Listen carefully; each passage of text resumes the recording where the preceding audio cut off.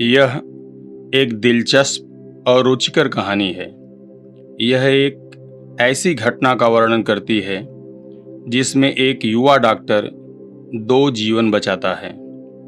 कहानी में माँ और नवजात शिशु दोनों का जीवन संकटपूर्ण स्थिति में है। डॉक्टर के सामने भ्रम की स्थिति आ जाती है कि वह पहले किसके जीवन को बचाए, माँ या नवजात शिशु। आइए हम कहानी की ओर चलते हैं और जानते हैं कि डॉक्टर किस प्रकार अपना चिकित्सक धर्म पूर्ण करता है। आधी रात हो चुकी थी जब युवा चिकित्सक एंड्रयू व्रिनगोबर पहुंचा। जो मॉर्गन बेसब्री से उसकी प्रतीक्षा कर रहा था। डॉक्टर को देखकर उसके चेहरे पर राहत की झलक दिखाई दी। वह खुश होकर कहा कि उसकी पत्नी सूसन को तुरंत उसके सहायता की आवश्यकता है। वह घर के अंदर अपना बैग लेने गया। वह अपना बैग लेकर जो के साथ गली नंबर 12 ब्लैना टेरेस के लिए चल दिया। दरवाजे पर पहुंचकर जो ने डॉक्टर को बताया कि वह अंदर नहीं जाएगा। जो के आवाज में तनाव और थकान प्रतिबिंबित हो रही थी। एक सकरी सीढ़ी ऊपर एक छोटे से शयन कक्ष को जाती थी। रोगी के पास लगभग 70 वर्षीय सफेद बालों वाली मिसेज मॉर्गन की माँ और एक छोटी बुजुर्ग दाई थी। बूढ़ी महिला ने डॉक्टर के लिए एक कप चाय बनाने की इच्छा जाहिर की। वह वृद्ध महिला अपने अनुभव के आधार पर यह समझ रही थी कि अभी बच्चा आने में कुछ समय लगेगा। उसे भय था कि कुछ समय बाद आने के लिए कहकर डॉक्टर कहीं चला न जाए।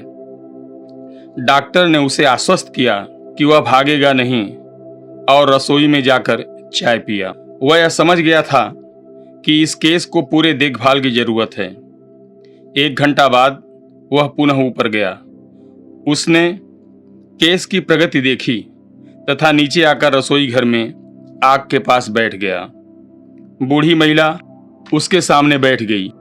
बैठे बैठे उसके विचार उसकी प्रेमिका क्रिस्टीन के विषय में ओतप्रोत थे, जिसके साथ आज निराशाजनक संध्या व्यतीत करने के बाद वह लौटा था। उसे बैमुएल का स्मरण आता है, जो मूर्ख जैसी एक महिला का दीवाना था। महिला ने उसे गंदे तरीके से धोखा दिया था। उसे डेनी की भी याद आती है, जो अपनी पत्नी से अलग दुखी जीवन बिता रहा था। उसके अंदर एक संघर्ष चल रहा था।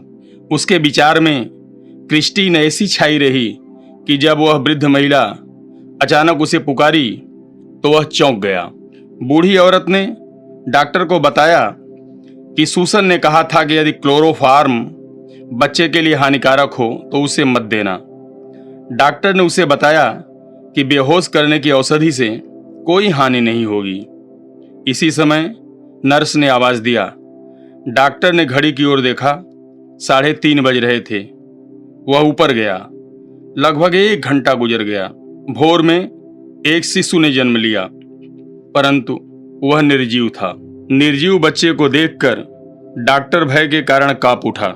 एक ओर निर्जीव बच्चा और दूसरी ओर मां की नाजुक और निराशाजनक स्थिति के कारण वह दुविधा में पड़ गया। स्वाभाविक रूप से बिना सोच विचार किए उसने बच्चे को नर्स को पकड़ा दिया तथा अपना पूरा ध्यान सूसन की ओर लगाया, जो इस समय बेहोशी की स्थिति में थी। उसकी नब्ज लगभग खो गई थी। मां की नाजुक स्थिति को संभालना डॉक्टर के लिए अति आवश्यक था। उसने एक दवा की शीशी तोड़ी तथा एक इंजेक्शन लगा दिया और सूसन को होश में लाने में लग गया। कुछ मिनटों के अथक प्रयास से सूसन का दिल कुछ मजबूत हो गया। डॉक्टर ने देखा कि अब मां को वह कुछ देर के लिए छोड़ सकता है। फिर डॉक्टर ने दाई से पूछा, बच्चा कहाँ है? वह भयभीत हो गई। उसने बच्चे को पलंग के नीचे गंदे अखबारों पर रख दिया था। डॉक्टर झुककर बच्चे को बाहर निकाला। लड़का था। बनावट बहुत सुंदर थी। उसका शिथिल गर्म शरीर सफेद तथा चर्बी की भांति मुलायम हो गया था। बच्चे की त्वचा चिकनी तथा कोमल थी। उसका सिर उसकी पतली गर्दन पर झूल रहा था। ऐसा लग रहा था जैसे हाथ पांव में हड्डी ही न हो। डॉक्टर ने उसे गौर से देखा तथा उसके शरीर की सफेदी का कारण समझ गया कि यह ऑक्सीजन की कमी के कारण हुई बेहोशी है। उसने तुरंत नर्स को ठंडा तथा गर्म पानी एवं बर्तन लाने को कहा। नर्स हकलाते हुए बोली, पर डॉक्टर, उसका आशय था कि बच्चा तो मरा हुआ पैदा हुआ है। डॉक्टर ने जोर देकर कहा, जल्दी करो।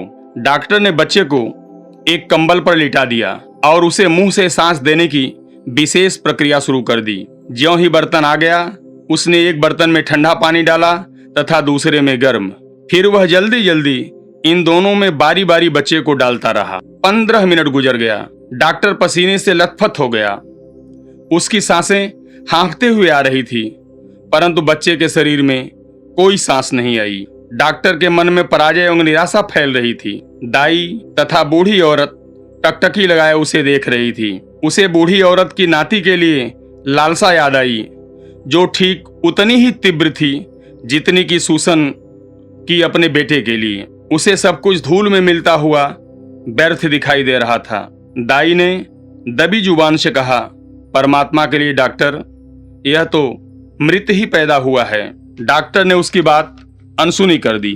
पराजय, निराशा तथा आधे घंटे से व्यर्थ परिश्रम के बावजूद डॉक्टर अपना प्रयास जारी रखा। उसने बच्चे को खुरदुरे तौलिए से रगड़कर पोंछा। उसकी छाती को अपने दोनों हाथों से दबाता तथा छोड़ता गया। बच्चे के शिथिल पड़े शरीर में सांस लाने का बहुत प्रयास किया।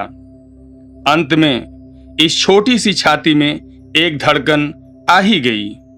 फिर दूसरा, फिर तीसरा। डॉक्टर ने अपना प्रयास और तेज कर दिया। अब बच्चा हाँफ रहा था। थूक का एक बुलबुला उसके एक नथुने से आया। उसके अंग अब हड्डी रहित नहीं थे। उसका सर अब शिथिल होकर लटक नहीं रहा था। सफेद पड़ी त्वचा धीरे धीरे गुलाबी हो गई। फिर बच्चे के रोने की आवाज आई। नर्स बोली, हे परमात्मा, यह तो जीवित हो गया। डॉक्टर ने बच्चे को नर्स को दे दिया। कमरे में सारा सामान बिखरा हुआ था। डॉक्टर ने अपना जैकेट पहन लिया और कहा कि वह अपना बैग बाद में ले जाएगा। वह सीढ़ी से नीचे उतरा और पानी पिया। अपना हैट तथा कोट उठाया और बाहर निकल गया। 5 बज चुके थे। उसने जो को बताया कि दोनों ठीक हैं। फिर डॉक्टर ने भगवान को साक्षी के रूप में पुकारा, मैंने कुछ तो किया परमात्मा, मैं अंततः कुछ वास्तविक काम कर लिया। धन्यवाद।